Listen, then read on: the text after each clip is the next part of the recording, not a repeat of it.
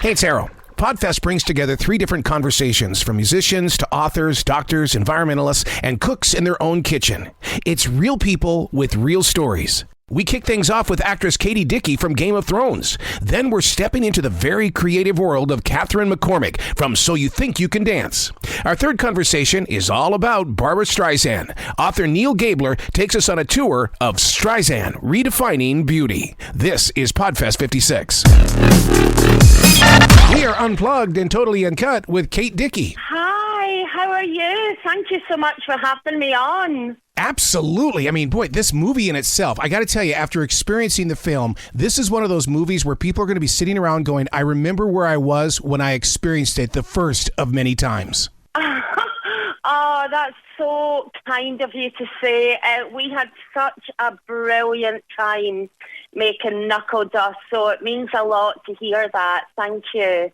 To be on demand, do you still get the red carpet treatment? Do you guys still get to go out there, shake hands, kiss babies and things like that? Or is it a different kind of world now? At the moment, it's a very different world. It's all online and Zoom, which is really sad. And, it's such a great part of the job is connecting with fans and getting to meet people. So, it's a tough time for the industry just now. It really is.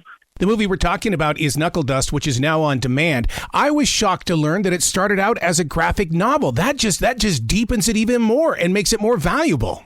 Yeah. I mean, James is an amazing guy, and I applaud his ambition and vision and all the things that he did with Knuckle Dust. He was a beautiful man to work with. This is more than just a fight club style movie. I mean, there is so much storyline in this. What was it like for you to work with all the other actors and stuff to just really kind of just bring it all together as one moment? It was a wonderful time working on the film, but actually I was quite isolated in the part I made because most of my scenes were in the interrogation room with wonderful Mo Dunford, who plays Brody in the film. And my character, Catherine Keaton, is interrogating him. I'm the head of police. So all of my scenes, bar near the end, I filmed in isolation with Mo, and did a few other scenes with some of the other characters, Jamie Winston, Dave Bibby, James himself. So we were filming in one part of the film, and then they moved on into the main kind of, fighting sequence, club scenes. So it was really exciting for me to see the film at the end, because I'd only read those scenes. I hadn't seen them being made, the club scenes, and what a ride you go on with the film.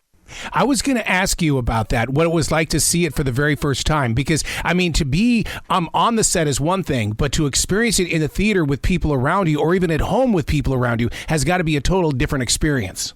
Oh, it was amazing. I watched it at home with my partner in the living room, and I said to him before we started, this film is a real Pandora's box. There's layer upon layer upon layer. No one is who you think they are, so be ready.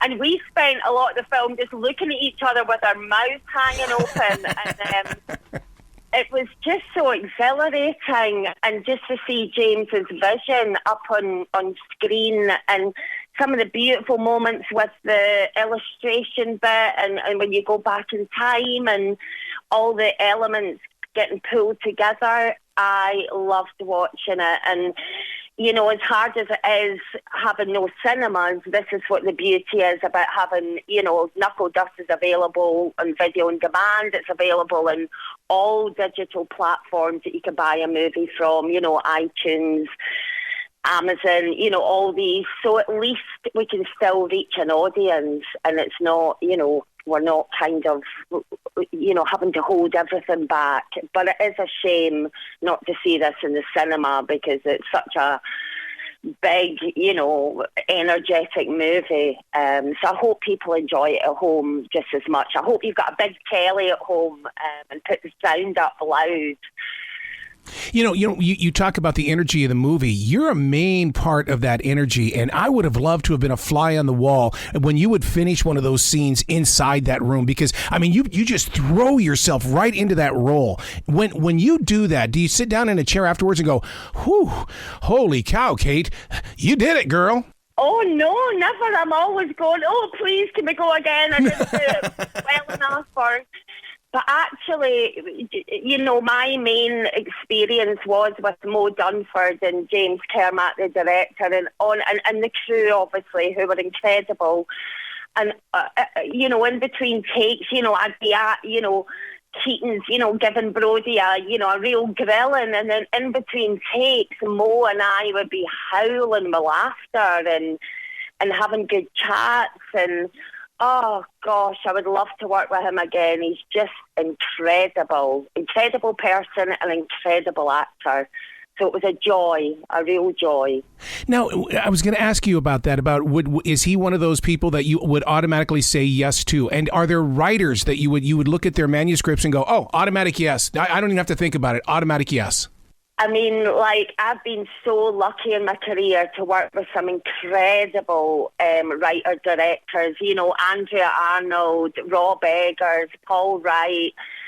Oh, gosh, so many. If any of them came knocking again, I would always be available. But I'm also about the story. So if I read a script and it jumps out and grabs me, I might never have heard of the director before, but if the writing's incredible and you feel a connection, then, yeah, for me it's all about the story and being able to give people voices and tell their stories. Now, you've got a busy 2021 coming up here. You've got a long list of features that are on their way. Yeah, I've got a few things backed up, actually, waiting to come out. I'm trying to think. I did a great film called Our Ladies, directed by Michael Caton Jones, which is based on an Alan Warner book called The Sopranos, and it's about a group of Catholic schoolgirls, and they're taking part in a choir competition in Edinburgh, and I'm their nun teacher and choir master. And we go to Edinburgh, and it all doesn't go to plan. I've got another film, The Green Knight with David Lowery. It's to come out this year, which was an incredible experience. Another film I did, a beautiful film I did with a director called Kathy Brady called Wildfire, set in the borderlands in Ireland, between Northern Ireland and Ireland. So, yeah, quite a lot of things just kind of biding their time, waiting to be released now with COVID and things. It's just, I guess, finding the right time. So, yeah, I've been lucky to be busy. Well, we're very lucky to be on the receiving end of you being lucky, because you have provided a stage for us to escape with. And I can't thank you enough for giving yourself permission to be a creative artist. That's so lovely. Honestly, what a lovely, lovely thing to say. As I said, our industry's, it's a struggle just now. So words of encouragement like that are just so beautiful and really appreciated. Thank you. You bet. Please come back to this show anytime in the future, Kate. The door is always going to be open for you. I will, and thank you again for having me. And just to say to your audience, give Knuckle Dust a go. It's a real, as I said, Pandora's box of a film, and you'll go on such a ride. And James Kermack is such a name to look out for as well. He's a fantastic director. So thank you again. Arroe, you still have extra time, Oh, I do. How much time? Because I got lots of questions for her. Yeah, you got till 20 after. Oh, see, look at Mike. There you go. There's a. So I love it. I've done a premature goodbye. No goodbye. Go ahead. Well, with the quality of movies that you're doing and the television shows that you're doing, I mean, for you to step into that role, do you ever go in there with butterflies in your stomach and going, okay, how are we going to do this one so it's not compared to the other one? I need to stand out just as much. Well, actually, I don't really think about myself in the mix as in, I need to stand out or that. My main focus is on that character and telling their story as best I can. And if you are lucky enough to work with, an amazing writer-director like James or, some of the wonderful people I've worked with, or all of them, I should say, then, yeah, I've always got trepidation because I'm always worried about not giving the character the voice that they deserve and the voice they should have. So I've always got, lists of questions or things that I want to kind of collaborate with the director about and ask their advice or opinion, or at least find a way to wiggle in that suits the tone and suits the character and tells their story as truthfully as possible, which is the most important thing to me. Is it like voice acting where we have to sit there and go through a personal question like, who am I talking with? Who am I reaching? Who is this person? How old are they? I mean, you really kind of put yourself into that zone so that when you start using your physical voice and your acting ability, it's like you are that person. Oh, yeah. I mean, I've got quite a process. I mean, when I first read through a script, I'll read through it a few times, and then I just start writing questions. I have so many questions about background, where she was born, how she was brought up, what class, money, clothes, music, so many things. And sometimes I answer those questions, and sometimes they're, I never go back to them, but they start the thought process. I also use a lot of music. I make up playlists. Either playlists of music that I think only the character would listen to, or playlists that will help me get into the right mood for scenes. I use paintings and photos, and I'm always searching for the character, and it's not like I'm like, oh, there they are, they look like her. It's about essences, and I'll get little feelings about a certain piece of music or a painting or a picture, and I'll look at them a lot or listen to them over and over again, or just trying to find their voice and what's going on deep inside and what makes them act the way they do and things like that. That's so fascinating that you look at pictures, because as a writer, I will go and while I'm building my stories in my books, I've got pictures in front of me of who that character is, because I have to be able to look into their eyes to bring their parts forward. Yes. I mean, I'm like that with paintings or street photography. I've got a lot of photography books, and there'll be or I'll go and sit in the park a lot and just people watch, and I'll suddenly see someone who's maybe carrying themselves in a certain physicality that I just go, oh, that feels right, that feels real, or maybe by the way they're, dressed or talking, or I'm just constantly looking for essences of truth, and it's a real kind of honour to get to explore things like that and go really deep with the kind of characters I play are tend to be quite dark in many ways and have secrets and baggage and like we all do, really. Do you ever get caught people watching? In other words, when you're sitting on that park bench watching people and they turn and look at you and you're like, oh, do you ever have that reaction? I mean, I do. I'm pretty good at being subtle now, but I do worry that I look like a creepy lady on the bench just staring at people going by, and I don't follow people or anything like that, but I'm very curious about the way people will maybe walk about in public, or do they stare at the ground, do they have eye contact, do they...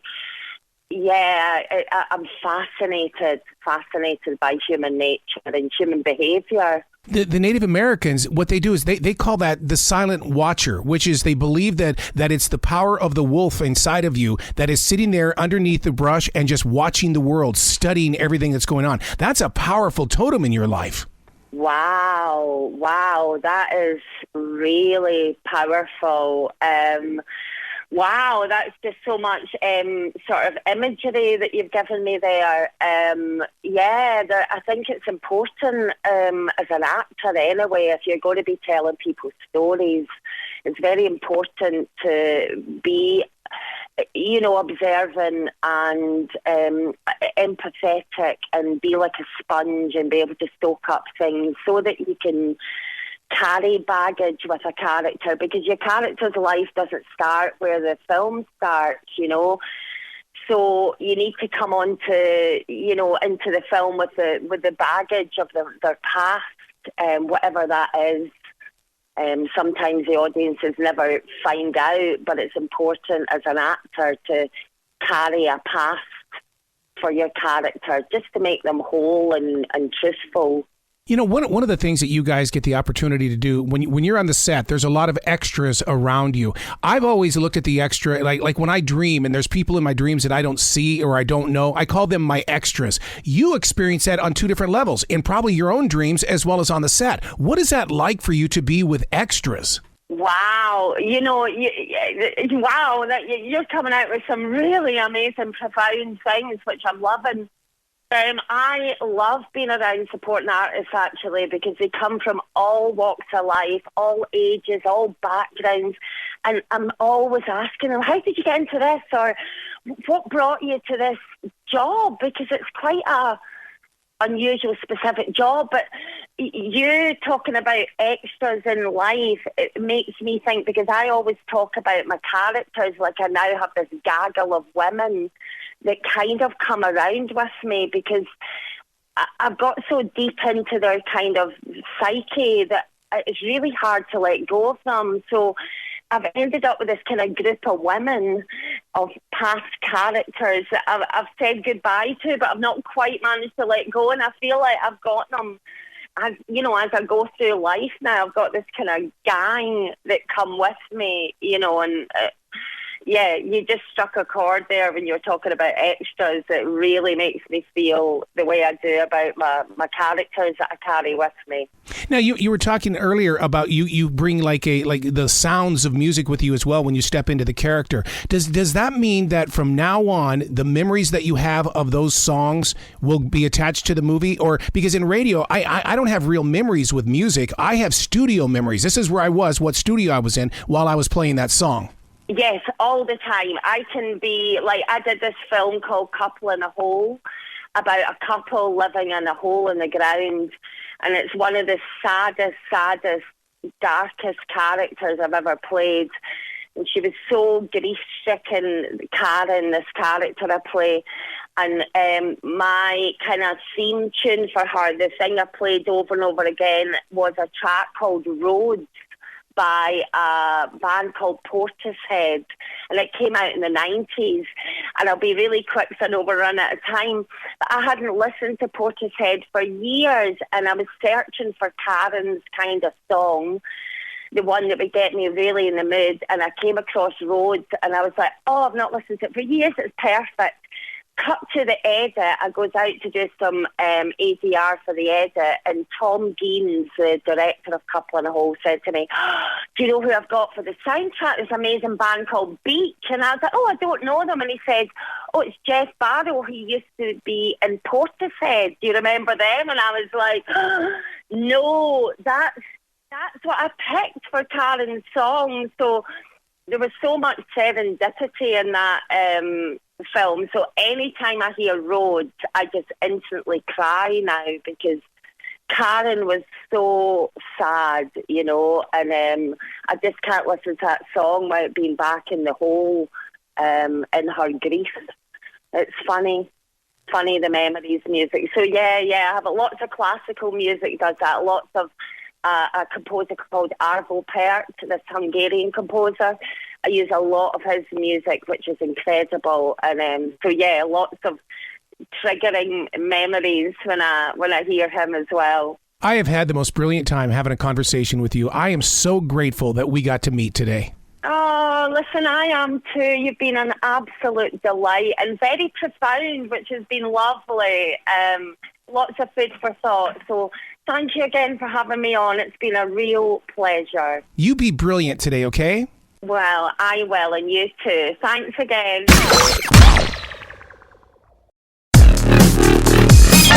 Unplugged and Totally Uncut with Kathryn McCormick. Hi, I'm wonderful. I love it when you How say, are you? I'm doing wonderful as well, man. It's, you wake up and the sun is shining. You just enjoy the day as you go forward. It's wonderful. It's actually, I'm on the West Coast, so I got to watch the sunrise as I woke up. It was beautiful.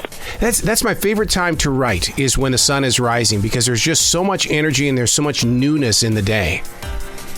Mm-hmm. And it's so still. There's something really, I feel like, really sacred about it. It's magical. Now, being that dancer and that creative mind, when you see something like the sun rising, does it affect you as well, like it does other creative minds, in the way that you can see the flow of nature around you? Of course. I feel the most connected to myself and spiritually connected when I'm in nature. There's something so peaceful. I know for me, it just really calms my heart and my mind, and it reminds me of what's important in a world where we have so much like social media and competition and different things. I feel like being in nature is something that really just strips all of that away and is a space that inspires me to be the most authentic. So yes, very much so. My studio overlooks a forest, and so it's fascinating to sit here and watch the barred owls that will come and sit outside this window, and there's just something special about nature, like you said. That's gorgeous. I want to see that. It's just one of those things. I've always believed that animals and humans communicate, and I've studied animal spirituality and stuff like that, and I've always thought that animals teach us to dance. Is that true? I'm sure it is, I think everything's inspired by something. So I think down to the purest form, people started dancing and it was just from their heart space, what felt good. But I'm sure that, people would watch animals move and, everything comes full circle and all goes together. So I definitely believe, the way the wind blows, on the trees, the way animals move, insects and their little twitches and different things like that. I think it's all in one and so inspired by that. So while you're dancing, are you the sway of the wind, or are you an animal? It depends what story I'm telling, because I think I can be a little bit of both. I feel like this season on the show, it's been more of this way of the wind. I've done a lot of contemporary with my girl Kate, but I love telling stories in every way. I always try to call myself a mover rather than just one style of dance, because I truly just love telling stories. So however I need to move my body in order to do that, I feel like is the most rewarding thing. So sometimes the animal, sometimes the wind. I don't know. It depends on what day it is. What is that one magical thing that you have to come up with that in sharing that story with dance? Because in reality, until So You Think You Can Dance came on TV, we just thought dancing were steps that you memorized. But it is a story. How do you break that ice to those up-and-coming dancers so that they can feel exactly what you're trying to sell, basically? This season has been such an incredible process because I am working with all the kids. We're all working with all the kids, but I get to personally work with Kate on a one-on-one basis daily, and there's something about looking into a child's eyes. They're so pure and they feel emotions so deeply that I feel like she's teaching me so much about how to be honest, like in those spaces. But I'm also reminding her, not to be so focused on what she looks like, because for her, especially as a ballet dancer and contemporary dancer, you're trained to constantly look in the mirror and be a perfectionist. But I'm reminding her that the first step in telling a story is forgetting what you look like and truly knowing that when you're in the moment of something, it's the most beautiful space you could be in. You look the most beautiful when you have no idea what you look like, and you're showing people those vulnerable faces, one, but also really helping her to dive into her history, her life, her backstory, the stories of her friends, and make every single story that we tell something that's personal, so that when you walk on the stage, you truly feel and believe and know that you're making an impact. in the world, and that there's someone, even if it's just one person, there's someone that will be affected by what you're doing. And then we realize that dance is greater than ourselves, and we've been given a platform that we can truly send a message to the world of inspiration, of hope, of joy. And so for that, I feel like it's been a beautiful process to really watch her to commit to what she's doing. Do you ever find yourself in a moment like that where you're watching somebody's story come to life through their dance that you've got to go write something down because there's so much energy going on that it can't stay inside of you? Oh, yeah. Sometimes it's writing for me, but for me, it feels like my heart's going to explode out of my chest. It's just this feeling like I watch other people moving and my heart starts to race and I start to get energy throughout my whole body, and then I can almost envision myself doing what they're doing. And then sometimes it is thought-provoking, and it makes me, think of different pastimes or, maybe even a space in my heart that was never healed from something, and it makes me want to forgive someone, or it makes me kind of think deeper into spaces that maybe I've never thought of. So yes, you're right, or maybe even have a conversation with someone, that I haven't in a long time. Art is powerful. It's the same way as a martial artist as well. Even when we're going through our forms and our pumses and stuff like that, just the way that the body has to create harmony, the feet have to work with that, with the arms and all that kind of stuff. How do you find that communication in your body for it to work together as one? Wow. Is it a level of trust? It is. It's a level of trust. Dance is not just your body. It's where you hold your mindset. It's where your heart is. It's where your passions lie. It's where your spirit is. It's everything. And if your spirit doesn't come to life through your movement, then it's not dance. It's just moves that you've learned and anybody can do. So I think it's a really deep process. If you're going to let yourself truly move, it's having peace in who you are and really finding, what you want to say and figuring out who you are so that you're not shaken by others' opinions of you, so that you can truly, move how you feel you would, not how you feel people would want you to. So it's a full body connection, and then partnering is a whole other thing because it's all about listening and the resistance that you have with a partner. And if you're so stuck on yourself as an individual, you'll constantly run into them because you're not listening to the weight in their body and the resistance that they give you in order to be one person when you're on stage. Don't you definitely a full circle experience? Don't you love that moment that before a dancer does go out there, that it's almost like they travel to another dimension. It's a transformation of sorts. They almost disappear from the present because they know they're going someplace. I agree. I felt that last night. Every time I step on the stage, I feel like you practice a dance for so long, so short actually on the show, but you practice it so many times, and then all of a sudden you step on stage and you know you have like 10 seconds before the music starts, and it almost feels like you start floating and you don't even remember anything. You just move because your body knows how to, and you're just in this high-end moment in time that feels like it lasts forever, but it goes so quick. At the same time, it's an incredible feeling. When you talk of the short routine, I can't imagine how you can get all of that in such a short time period. Your body must be really pumping hard, the heart and all that kind of stuff, because I mean, when you know that it can go longer because you've done it before, but you've only got so much time and you've got to be on time. Right. I agree. The show definitely gives you a pressure because you only have such a short amount of time to show so much. But the choreographers are really brilliant in how they pace their dances and the way that they tell their stories. That I feel like these minute-and-a-half-second dances, these 90-second dances, are actually very effective. So it feels like a full picture, a full story when you're doing it, although it is very short. Do you ever get to improv, or do you have to pretty much stick to the script? Stick to the script. Really? Yeah. I mean, we improv and we have fun behind the scenes every day. Yeah. But when it comes to the show, we do exactly what we rehearsed for, especially because it's live. So there's not room for error. There's room for the magical moments, and things just happen. And I've had times where you fall out of something, or something goes a little different with a prop, and you have to improv.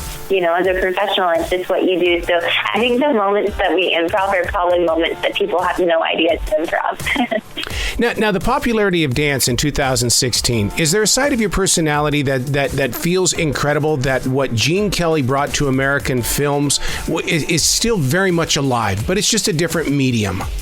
It is. Dance is really thriving right now. It's an incredible time to be an artist and be a dancer, because there's so much opportunity for it.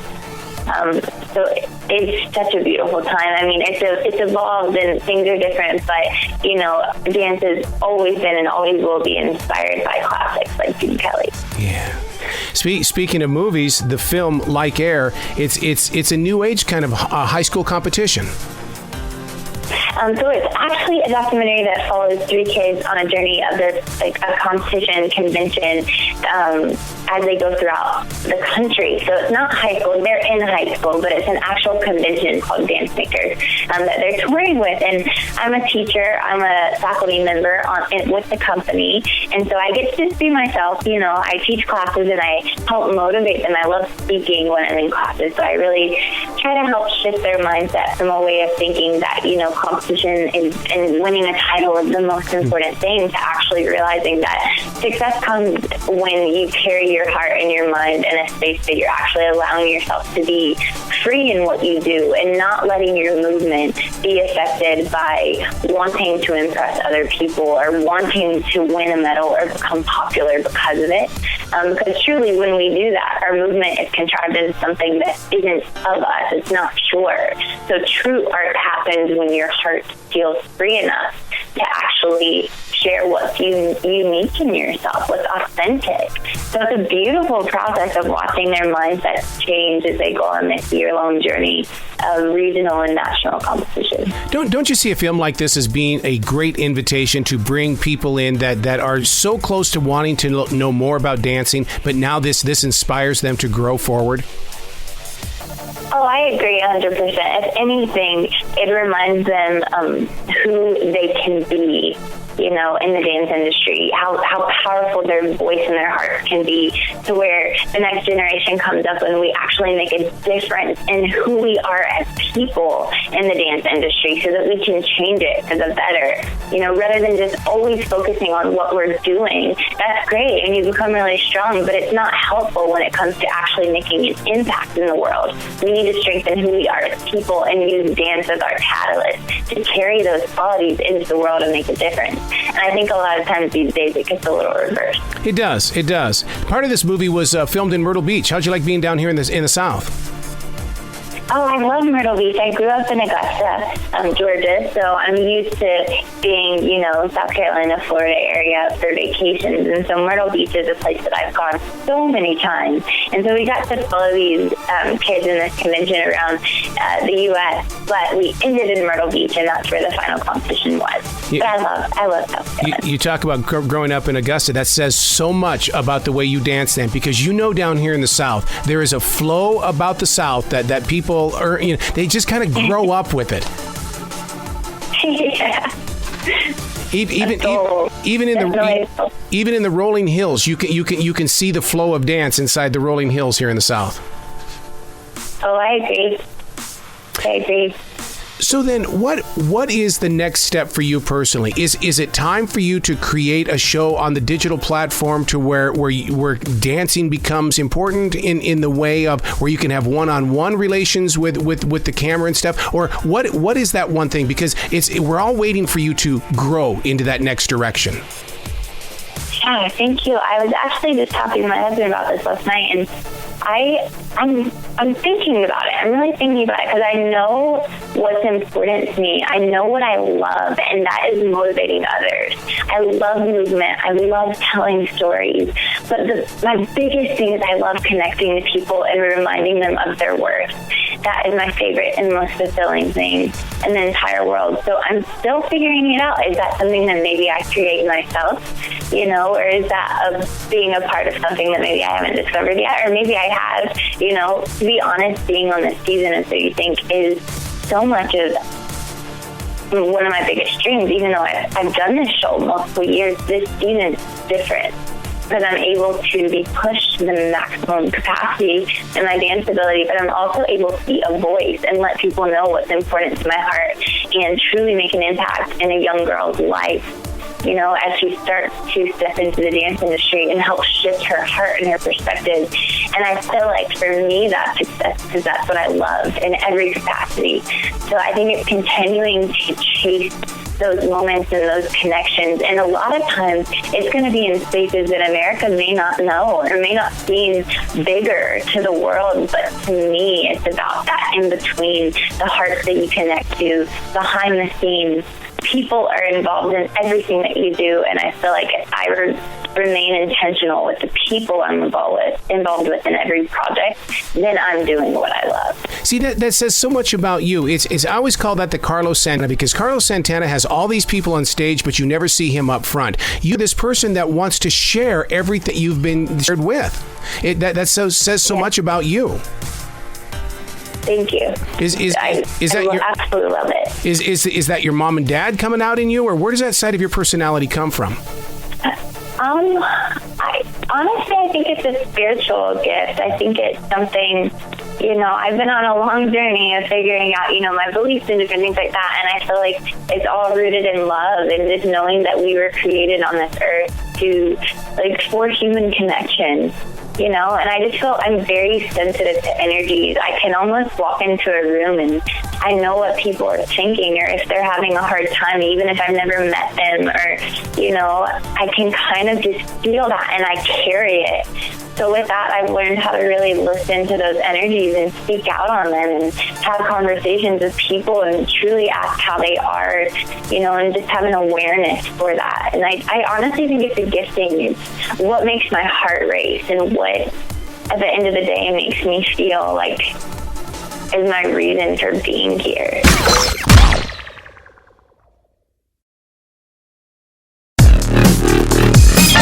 We're Unplugged and Totally Uncut with Neil Gabler. I'm doing very well. How are you? Doing very well. You have written a book here that is very exciting to a lot of people, sir. Well, thank you so much. Appreciate you saying that. It's one of those things where, because we've seen the pictures, we've seen the movies, we've heard the music, but we've never been able to go behind the scenes like you have. Well, I appreciate that very much. It's very kind of you to say. What is it about Barbara Streisand that was magnetic for you? Well, here's an interesting thing. I was not a gigantic Barbara Streisand fan when I set out to write this book. I'll tell you why I decided to write it. And that's because I feel that she is among that handful of entertainers who not only redefine their art, and I think she really has redefined singing in a number of ways and influenced singers who've come after her, but she is also in that handful of people, entertainers, who help define the culture. I mean, Frank Sinatra and the Beatles and Elvis Presley, and, there aren't all that, Marlon Brando, there aren't all that many of them. So, I wanted to kind of take her measure and to describe the way in which she impacted American culture and also the way that she changed her own art. And in the process of doing that, examine what makes her great. I think that's a question that is not asked often enough of entertainers. What makes them great? We feel it, but we don't look at the mechanics of it. It's almost like that Barbara has been that actress or even that performer that always lived in the moment. What was ever around, she became a part of it somehow, some way. And I don't want to call her wall paint. I just want to say that she was alive in that moment. She is, and I'll tell you, that's one of the things that I think appeals to her fans. There's a different relationship that fans of Barbara Streisand have to her than most fans have to whatever performer, entertainer they happen to adore. And I think part of that is that they feel a more intimate relationship with her because she is more like them. before Barbara Streisand came along, if we're just looking, for example, at movies, let's look at that aspect of her career. Most actresses were voluptuous or they were elegant, but they were always beautiful. They were always conventionally beautiful. Barbara Streisand was not conventionally beautiful in the sense that her predecessors were. She was very ethnic looking. She acted in a rather ethnic way. She took a lot of abuse for the way she looked and for the way she acted. But her fans understood that Barbara Streisand was one of them. She was like them. And I think that was a tremendous connection that she created. I'm so glad you brought that up because I think I first fell in love with Barbara Streisand and began following her when Casey Kasem on American Top 40 talked about that she would not have anything done with her nose and that she would be able to create from that moment forward by being herself. That's an interesting point because, she began in this business when she was rather young. She was just a teenager. And, of course, everybody told her, you've got to get a nose job. The first review of her in Variety, the Hollywood trade paper, was she needs a schnoz bomb. And so everyone said, you're never going to make it unless you get rid of that nose. And she was adamant that she wasn't going to get a nose job. And in fact, her longtime manager, he's managed her virtually since the time she was a teenager to now, Marty Ehrlichman, saw her at a nightclub in New York when she was just starting out. And he went up to her and he said, I think you're going to be a star and I would like to represent you. And her first question to him was, do you think I need a nose job? And he answered, I think you're perfect just the way you are. And now it's almost 60 years that he's been representing her.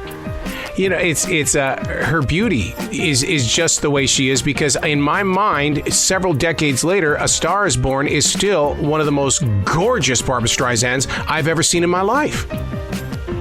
Well, the book is subtitled Redefining Beauty, Femininity, and Power. And I take all of those things seriously because she really did redefine what we think of as beautiful. When she came on the scene, Barbara Streisand was not regarded as beautiful. But it was Pauline Kael, the New Yorker film critic, who said of her, and I think this is just a great characterization, she said that Barbara Streisand taught us that talent is beauty. And, there's all the cliches about, inner beauty and how it manifests itself in outer beauty. But I really think that with Barbara Streisand, we saw that process at work. We saw that the inner qualities she had, her talent, her moxie, her fortitude, her kind of moral drive, all of those things translated into physical beauty. So that when we looked at her, we were looking at a beautiful woman. And we weren't the only ones. I mean, if you look at the list of men who fell in love with her, from Warren Beatty to Ryan O'Neal to Don Johnson to Pierre Trudeau, the former Premier of Canada. I mean, she had a long list of romances with extremely handsome men who obviously fell into the same spell that many of her fans did. Now, you know that this book has got to open up a door for you to look into the lives of other women who have also had struggles like this, but yet have become extremely strong in our personal lives.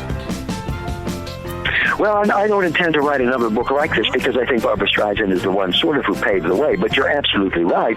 When you look at so many entertainers who followed in her wake who might not have been accepted had it not been for Barbara Streisand.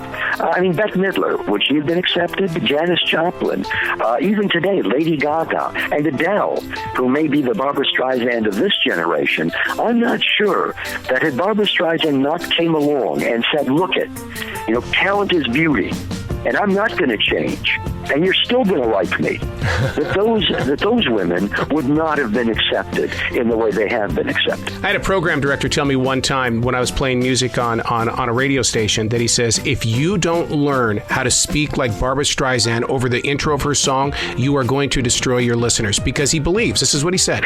He said, Barbara Streisand fans are making love while she's singing. And if you destroy that moment, then you're not doing what Barbara set out to do. Well, actually, that's a very, astute observation because, she once said, and I love this line, she said, I was the girl that never got asked to the prom. Oh. And I appeal to all the girls who never got asked to the prom. And so, you know, that intimacy that I mentioned earlier, that's exactly right. I mean, they connect to her. They understand the heartbreak, the loneliness, the pain, and her talent was really, first of all, that she experienced those things, you know, that's not a talent, but that she took that experience and then expressed it through her music and through her films, because her films are all about, they're not about conventionally beautiful women who land the guy at the end. In fact, they're about women who have this very, very difficult hill to climb. And in almost every one of her movies, when you think about it, you know, she doesn't land the man at the end of the movie.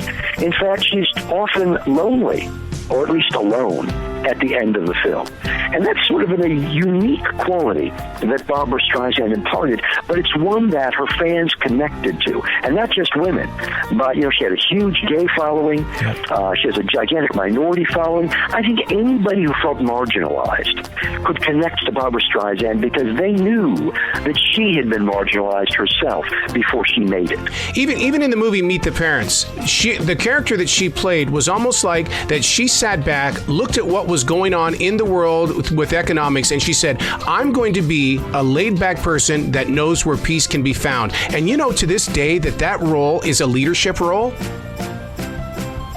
You know, that was, by the way, just incidentally, this is a Barbara Streisand trivia question, but that was her highest-grossing movie. Wow. But you also, I think, point out something interesting about Barbara Streisand. She never made a film that wasn't in some way personal to her. You know, there are a lot of actors and actresses who, you know, make movies because they like the role or, you know, it's good for their career. But every movie, even, you know, a Guilt Trip, you know, her last film with Seth Rogen, I mean, that was a personal film for her in which she was enacting her relationship to her son. You know, every one of her movies in some ways draws on her personal experience, and we feel that as we watch those films. You know, she's the one actress, more than any other actress, whose career conflates with her own life so that they become basically the same thing. She's always acting out her own life on screen and in her music as well. Yeah. So what is it about her current marriage where this one has lasted? What is it about him that she just can't get enough of? Well, I'll tell you, one of the things I think is strength, because you have to be really strong, a really strong man to deal with Barbara Streisand. I don't say that because she's a diva or she's impossible or she's the B word or any of those things, all of which have been applied to her, that she's a monster. But I think that you just have to know yourself really well. You have to be really grounded, because Barbara Streisand is grounded herself. Yep. She's a very strong woman. And maybe and I think she would probably say this, it took this long in her life to find a man who had gone through all the life experiences and found himself at the end to be able to deal with her. And, you know, there's no career jealousy as there was when she was married to Elliot Gould. Yep. There are none of the things that often muck up a relationship. Now, you know, she's just sort of post-career, although she's going on a singing tour next month. But she herself said that her career was a kind of sublimation. And I think it was a sublimation for not finding the right man, for not finding personal happiness. Well, she doesn't need that now because she has found personal happiness, apparently. It's been a long marriage, and it's a very happy one, as you pointed out. One of the things, I would love to be a fly on the wall as she prepares for that new tour, because even though these songs are decades old, I'll bet you that she envisions somebody new who's going to discover that song in that arena or inside that house that is going to fall back in love with that song, maybe even for the very first time. She never takes her eye off who's listening. That's a great point, and I'll tell you, I will extend that. She never coasts. You know, there are so many performers who can go out there and they can sing their songbook, and basically they're going through the motions because they know that the audience isn't really going to care. You know, they just want to hear the greatest hits. Barbara Streisand is a perfectionist, and she's taken a lot of grief for that as well. You know, people have said, oh, she's just, she's a terror because everything has to be exactly right. And she herself has said, for a woman to be a perfectionist is to be called a monster. If a man is a perfectionist, it's, look at how great he is. Look at how wonderful it is that he is going to perfect every little thing he does. But you're right. I mean, she is very, very much in control of her performance, wants to be great every single time out, wants to make that connection with the audience. And it's one of the things that I think is allowed her career to endure for now 50 years, is that she never takes her foot off the accelerator. She's always has to be great. There's no second best. She said this early on in her career, I'm not in this to be second best. I'm in this to be the best. See, and that's why I wish that the paparazzi would have left her alone when she was putting Yentl together, because I swear the American economy or the American fan was already being judgmental because those magazines wouldn't leave her alone because, here she was producing and directing a movie of her own. I think people, if they would go back and watch that, they would see a different Barbara Streisand. Well, she came out at a time in Hollywood when you had to know your place if you were a woman. And she has said this as well. You're a singer, so why can't you know your place and just be a singer? Why do you have to be an actress? And you're an actress. Why can't you just know your place and be an actress? Why do you have to become a producer, which you did on the Stars Board? And you're a producer. Why can't you just stay in your place? And why do you have to become a director? And then she became a director. And all along, there was this criticism that she didn't know her place. There's a wonderful story about Walter Matthau, who's her co-star in Hello, Dolly, and he couldn't stand her. He was a journeyman actor. He felt he'd paid his dues, and here comes this young whippersnapper. I think she was 26 years old at the time, and she was the biggest star in Hollywood, and he just, there was tremendous resentment at this young woman having the kind of power that she had, and he went to the head of the studio, Richard Zanuck, and he said, I just can't work with her. I can't stand her. She just makes me sick. And Zanuck said to her, the movie is not called Hello, Walter. and I think in some ways that encapsulates a lot of the resentment that she did engender, that men couldn't stand the fact, men in Hollywood couldn't stand the fact that she was this big a star, that she cared so much, that she wasn't submissive, that she wasn't passive. So many female stars had been because they felt they had to be. You had to be submissive. Well, Barbara Streisand wasn't. Do you find that you were called to write this book? And the reason why I bring that up is because as we are crossing the lines into, we've gone from Gen X to now the millennials, we needed your words, Neil, to reignite something that we already know, but those millennials do not know.